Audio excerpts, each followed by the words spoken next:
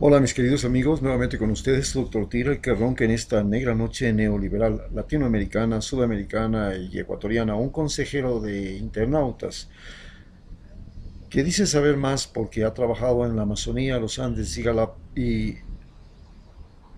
la costa ecuatoriana, así como también en Rusia, y porque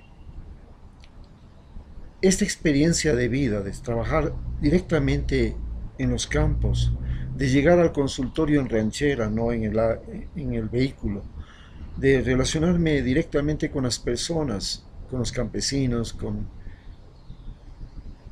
los... Cuando me fui a Rusia yo fui un exportador de flores y plantas medicinales y tenía compradores en Rusia y vi con mis propios ojos el fin de la Unión Soviética y el nacimiento de la Federación Rusa. Estudié en Rusia, por supuesto, glasnost, perestroika y cómo hacer negocios en Rusia. Por eso fui uno de los primeros exportadores de flores y vendedores de flores ecuatorianas en Rusia. Por supuesto, toda esta experiencia me permite ahora sentir cómo cambiaron los tiempos, la relación del ser humano con el tiempo. Y esta relación del ser humano con el tiempo es visible para todos. No solamente la relación del ser humano con el tiempo, también la relación del ser humano con la distancia. Cuando yo me fui a Rusia, llamar por teléfono para saber cómo estaban mis hijas, que las había dejado encargadas con mi suegra y tenía apenas 8 años, porque me fui con mi esposa, que es psicóloga educativa, y hacer columnas para una llamada telefónica por 2 o 3 horas y a veces 5 horas, para llegar a hablar por 10 minutos. Y esas columnas eran bajo un sol inclemente en el verano o bajo la nieve en el invierno, con incluso hasta 20 grados bajo cero, para que en la cabina ni siquiera puedas tener una llamada sin interferencias, sino que había un rugido en el audífono, mientras en la cabina de al lado alguien también desesperado se comunicaba con su familiar en África o en América. Era terrible. Hoy la relación tiempo-distancia ha cambiado totalmente. Puedo hablar con mi hija que está en Australia, la otra que está en Dinamarca, por horas, sin que me cueste nada, prácticamente nada, solamente el internet que lo pago por meses. Esta revolución de las comunicaciones también significa una revolución en el tiempo y también hay que entender cómo se revolucionó el transporte. Yo exportaba flores y muchas veces las flores se quedaban en Holanda, en España, y eso significaba perder un embarque que su mínimo valor, una vez comprada, transportada y desaduanizada la mercancía, significaba no menos $5.000. Si esas flores no llegaron, esos $5.000 eran perdidos. Ese era el riesgo de ser un exportador de flores a Rusia. Hoy el sistema de transporte y de comercialización de productos es tan increíble, los sistemas de cadena fría, de refrigeración, son tan extraordinarios en el mundo, que nuestros camarones pueden viajar por meses en barcos que tienen frigoríficos dentro de cada container y llegan perfecto por meses. Las bananas pueden viajar por todo el mundo, asimismo manejando la temperatura y todo lo que es el proceso de maduración en el trayecto. Estos cambios revolucionarios también han impactado en la relación del tiempo y el espacio de los gobernantes. Nosotros creamos un sistema de gobierno en que los presidentes duraban 4 años y pensábamos que esos 4 años eran suficientes para que ese gobierno hiciera algo. Pero hoy los gobiernos ya no tienen que hacer lo que tenían que hacer los gobiernos anteriores. Bueno, recordemos cuál es la diferencia y por qué Estados Unidos y Cuba son enemigos y no se entienden y qué es lo que cada uno ofrecía a su población y por qué terminaron siendo dos países enfrentados que estamos hablando desde 1959, estamos hablando de 60 años de enfrentamiento. Sin embargo, después de 60 años de enfrentamientos, Estados Unidos no ha logrado vencer la resistencia de Cuba, a pesar de que Cuba ofrecía resistencia con la ayuda de la Unión Soviética. Sin embargo, la Unión Soviética desapareció, dejó de ser el comprador de azúcar de Cuba. Ese momento fue catastrófico para el gobierno de Fidel Castro, que vivió lo que se llamaba el periodo especial. A pesar del periodo especial, a pesar de la enorme migración de Marielitos, como se llamaban a los migrantes cubanos que salían desde Cuba hacia Estados Unidos, que eran fuerza de trabajo que perdía la isla, gente que había educado, que había formado, que había protegido, que le había puesto vacunas, que le había enseñado y que se escapaba con todo lo que significó para ese país el trabajo de los profesores, desarrollar la infraestructura educativa, darles de comer a los niños, protegerlos hasta que sean gente con capacidades productivas, con capacidades de gestión, y que toda esa gente se migra a Estados Unidos. Era un robo de cerebros, un robo de fuerza de trabajo que hacía Estados Unidos gracias a la desgracia y al bloqueo. A pesar de eso, no logran hasta el día de hoy derrotar a la moral de los cubanos, ni a la isla. ¿Cómo puede explicarse eso? Si Estados Unidos es tan poderoso que tiene la capacidad hasta de ponerle casi de rodillas a China, tuvo la capacidad de destruir a la Unión Soviética, tuvo la capacidad de vencer a los alemanes, que a su vez habían vencido a todos los imperios de Occidente, Francia, Inglaterra, prácticamente los pusieron de rodillas. Inglaterra no fue vencida, solamente porque los norteamericanos llegaron a salvarla, pero prácticamente fue derrotada. ¿Cómo sabemos que fue derrotada? Porque perdió todas sus colonias, pues. Simplemente por eso. Entonces, ¿cómo nos explicamos este fenómeno en que el tiempo y el espacio y las relaciones sociales cambiaron y los motivos políticos y de resistencia también cambiaron? Mientras Estados Unidos hasta el día de hoy sigue ofreciendo a la gente la felicidad mediante la libre empresa, la libre gestión, el emprendimiento, el trabajo,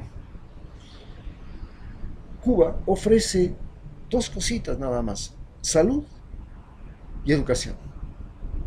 Gran problema que tiene Bernie Sanders por haber dicho que Cuba tenía una mejor salud y una mejor educación que Estados Unidos, lo cual es cierto, pero que eso habría que reconocer que se lo consiguió gracias a un gobierno considerado dictatorial por los norteamericanos. Sin embargo, Estados Unidos hoy luce un gran problema. Su perspectiva de vida al nacer, que era 80 años, se ha reducido a 76. Es el primer país del mundo que en lugar de ir aumentando su perspectiva de vida al nacer, ha ido disminuyendo. Donde la educación no se ha convertido en la gran ventaja, la gran posibilidad de todos los norteamericanos. Se ha convertido en un privilegio, y es un privilegio que solo lo tienen aquellos que estén dispuestos a asumir una deuda de por vida, que es lo que significa estudiar en Estados Unidos. A su vez, la esperanza de que vamos a ese país a ser libres y trabajar en lo que querramos y nadie nos pondrá condiciones, también es una mentira. Hoy tratan de frenar con una muralla a todos esos que llegan a Estados Unidos ya no a trabajar, llegan a ofrecer su vida por nada, por salarios miserables, por humillación, por desprecio, por vida en barrios miseria, en casas miseria, en condiciones de miseria, por marginados, por discriminados. Van a vivir y escapan de unos infiernos construidos mediante el sistema capitalista en que se han convertido cada uno de nuestros países. Así pues, vemos cómo cambió la relación tiempo y espacio, cómo cambió los objetivos de los gobiernos y cómo los objetivos de esos gobiernos se convirtieron en motivos de migración y en motivos de fuga, como en el caso de Cuba o Venezuela. Pero le restan 60 días a Evo Morales para volver a gobernar Bolivia, no de manera directa, pero de manera indirecta, porque no hay nada que hacer. Volverá a gobernar de manera indirecta, porque esta es la nueva forma de gobierno que está desarrollando el socialismo del siglo XXI, porque los candidatos del siglo XXI son perseguidos y están en las cárceles, como Lula, o son exiliados, como viven Rafael Correa y Evo Morales. Pero sin embargo, gracias a toda la tecnología moderna, pueden ellos escoger el gabinete presidencial, pueden ellos escoger los asambleístas, pueden ellos decidir qué es lo que va a pasar en los próximos días en esos países. Y efectivamente, los 60 días que restan son para Evo Morales una clave fundamental. Tiene la posibilidad de volver a gobernar Bolivia y de una nueva y diferente manera, en ausencia. Y esto es una de las cosas innovadoras que va a llegar desde América Latina al mundo. Gobernar en ausencia, gobernar en distancia, no fue algo anormal.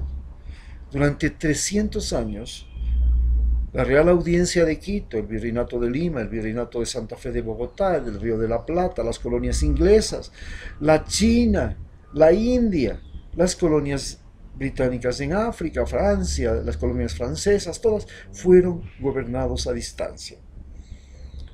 Y, por supuesto, los errores que cometían los reyes eran terribles, porque lo que hacían los reyes era muy distinto a lo que hacían los virreyes, y lo que hacían los virreyes era muy distinto a lo que hacían todos esos alcaldes y esas autoridades locales. Simplemente, como decían los españoles, Dios está muy arriba y el rey está muy lejos. Así se hizo el gobierno de la colonia durante 300 años. Hoy eso es diferente. Es posible gobernar en tiempo real y en ese mismo momento y saber más desde afuera que desde adentro. Basta con darnos cuenta que ya las cirugías cerebrales, que son las más difíciles cirugías que se hacen en el mundo, se pueden hacer a través de robots en quirófanos que están conectados a quirófanos de otra parte del mundo, de otros hospitales, y el cirujano opera desde un país distante. Si eso se puede hacer a nivel cerebral, no se diga a nivel de gobierno. Estos 60 días son 60 días que van a permitir a Evo Morales desarrollar una manera de ganar elecciones nueva, diferente, y después una manera de gobernar. Rafael Correa tiene todavía 365 días en sus manos, y en esos 365 días que corren a partir del día de mañana, porque el 28 de febrero del 2021 tendremos un nuevo presidente,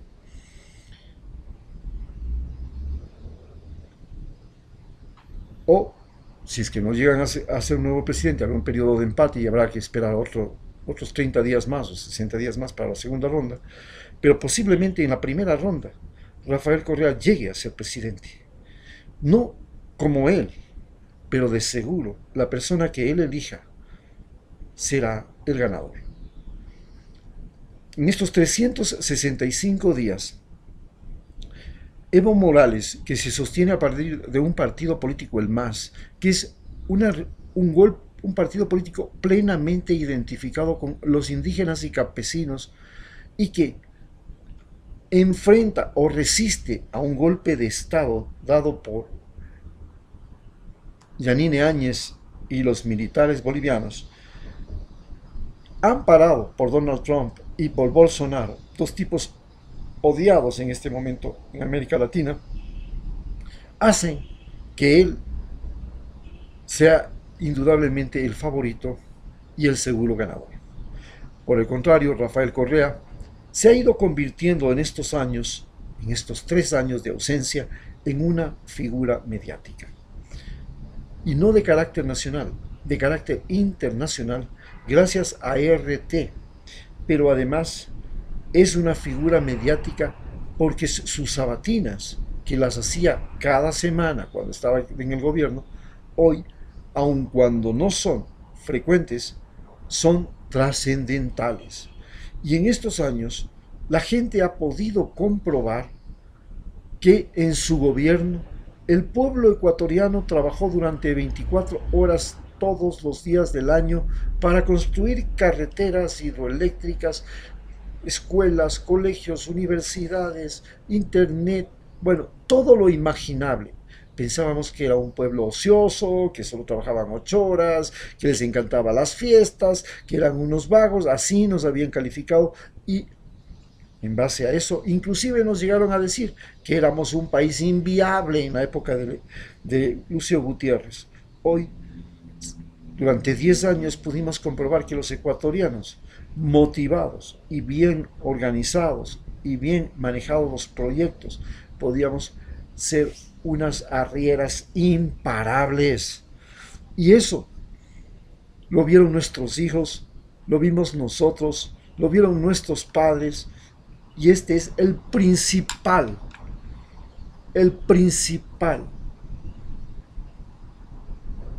banco de memoria que tiene Rafael Correa y que lo hace indudablemente el próximo ganador de las elecciones, aun cuando él no esté presente.